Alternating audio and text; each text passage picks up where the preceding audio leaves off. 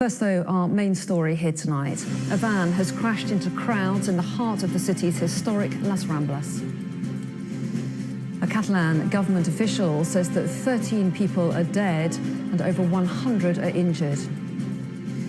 Police say that 2 men have been arrested in connection with the attack. There's also reports that 1 man has been shot dead.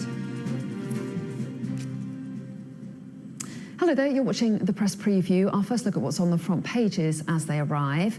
Over the next half an hour, we're going to be seeing what's making the headlines with the Observer's chief leader writer, Sonia Sodha, and the Daily Telegraph's Brexit editor, Dia Chakravarti. So welcome to both of you. Thank you.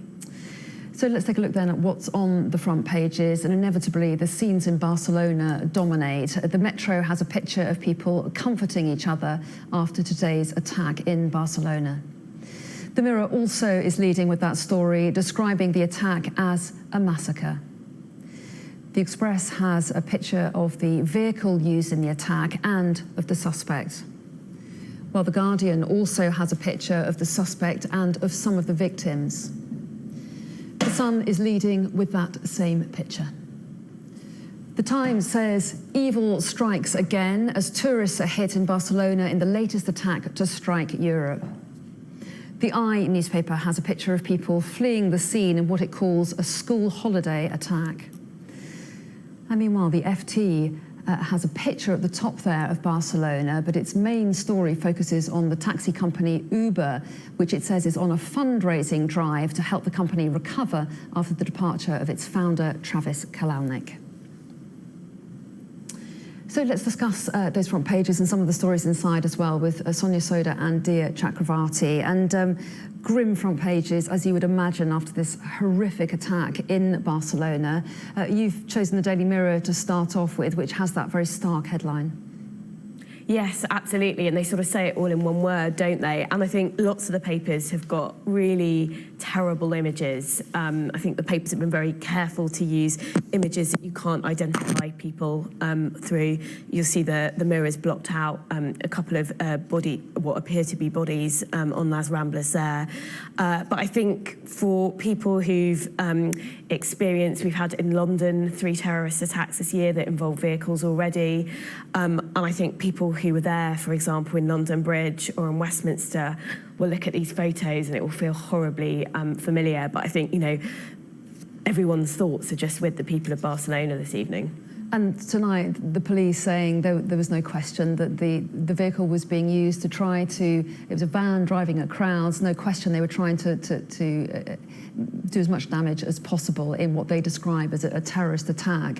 And it's a scene that many of us will have experienced. A lot of people will have gone to Barcelona or experienced the scene in a sunny city in Europe in August, wandering the streets, tourists and locals alike, and this comes out of the blue. I mean, it's hard to imagine how appalling it must have been to be there. Yeah, absolutely. I mean, there's, as Sonia just said, this is just becoming quite a feature now these days of our newspapers, and that certainly is worrying.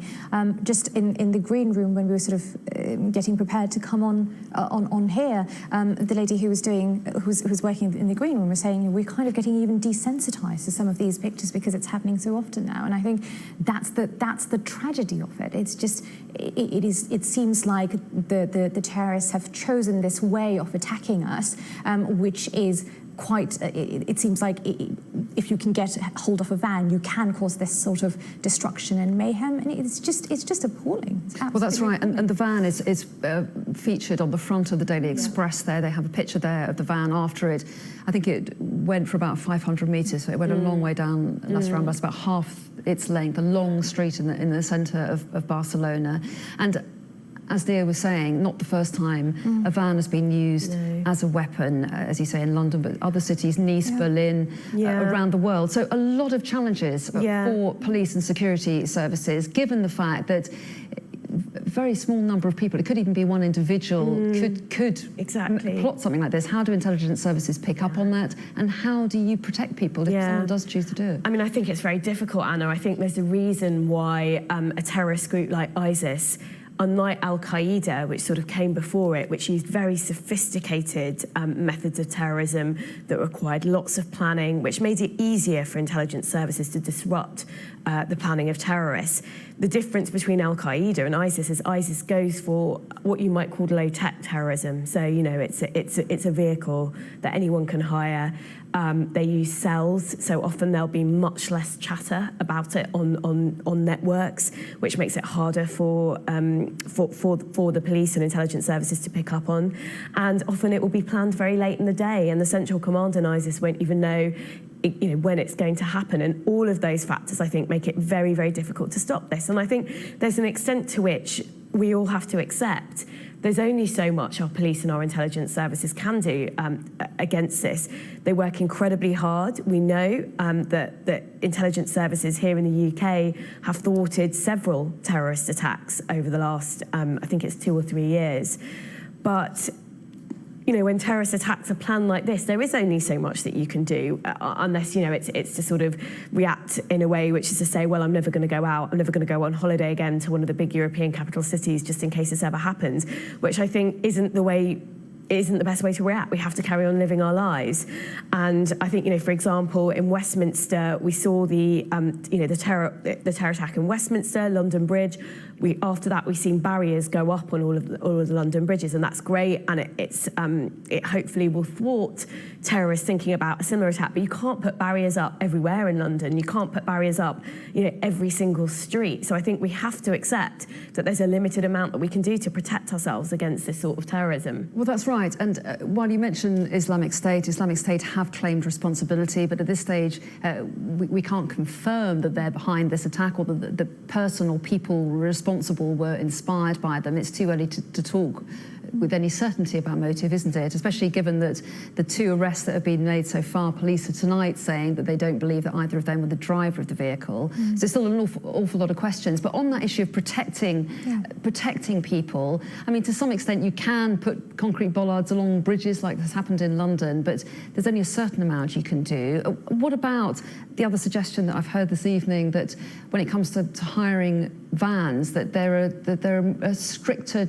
checks on people who want to hire vehicles with more weight behind them? I was listening to that interview actually, Anna, when you were carrying out that interview, and it is sad. If it comes to that, we will have to look at options, but it very much feels like we're going to have to be more careful about regulating almost anything. You know, I mean, you know, we've seen the acid attacks in our own country over the last couple of months that we've been talking about quite a lot. You know, these would have been household items that previously people would have just bought and used for the reason that they were intended for. You hire a van for, you know, removals or whatever. You know, that's what we've done for generations, for decades, and suddenly, with a threat like this, it is just really sad that we're having to think of regulating these things more. And one of the other things that I picked up from the Express article, actually, is that one of the people that they've picked up today, that they've arrested, is said to have spent time in Spanish jail. So I think that point about, you know, whether we are allowing our security services, whether we're equipping them with enough resources to keep in check these individuals that are sometimes already known to them, how we can do more as communities, as societies, as nations to help our security services in order to root these people out before atrocities like that happen, I think is also quite important discussions there to be had. Yeah, I think that point about prisons is really important, actually. So there's been a big independent report here in the UK on extremism in the UK prison system, and the independent person who undertook that report expressed a number of very serious concerns, actually, about how prisons in the UK may be functioning as hotbeds of extremism. So I think Dia's right. It's really looking at wherever radicalisation may be happening. In our prison system, we've got numbers going up, funding has been cut, prison staff has been, you know, the number of prison staff has been cut by a third. Our prisons are becoming increasingly dangerous places for prisoners. And I think that there's a risk when you've got fewer staff that you have some people going in who have already been radicalised and they turn other people into terrorists. So that is one very big concern. I think on the point about acid and vans, again, it's very well made. I think the way that we regulate knives now differently, in the sense that it's tougher to buy a knife, for example. You can't buy a knife under a certain age anymore, I think. Anyway, but I think we do need to look at that. But I think we also need to be aware that if we make it tougher to get your hands on a van, there will be other methods, shockingly, I think, that terrorists will turn to.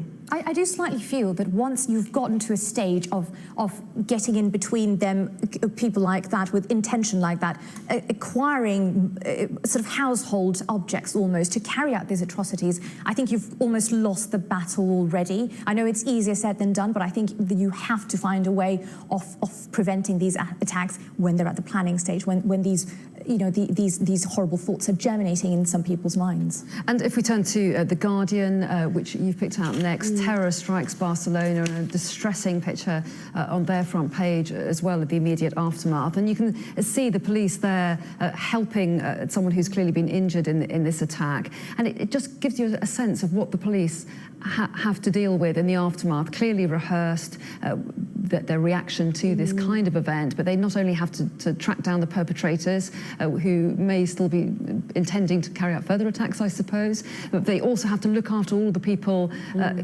in that area, cordon them off, evacuate them. There's a huge challenge for emergency services and police in this kind of situation. Absolutely, and we saw, you know, in London with the terrorist attacks that we've had, London Bridge, for example, we had policemen running into danger, unarmed policemen tackling armed terrorists. So incredible displays of bravery, I think, and we've got some first-hand accounts in the morning's papers.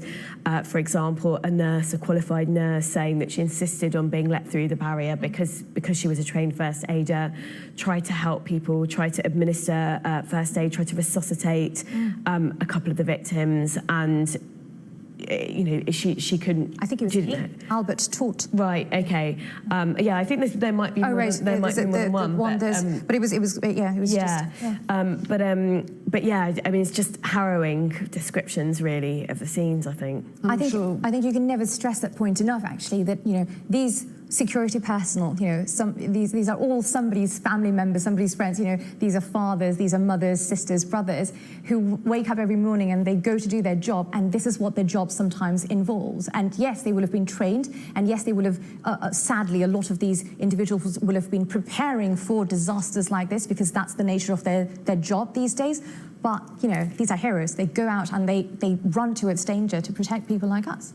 And more stories emerging all the time, and I'm sure later editions will have more detail as well, because we're getting news all the time on this ongoing investigation, because certainly the situation is still continuing to unfold in Barcelona.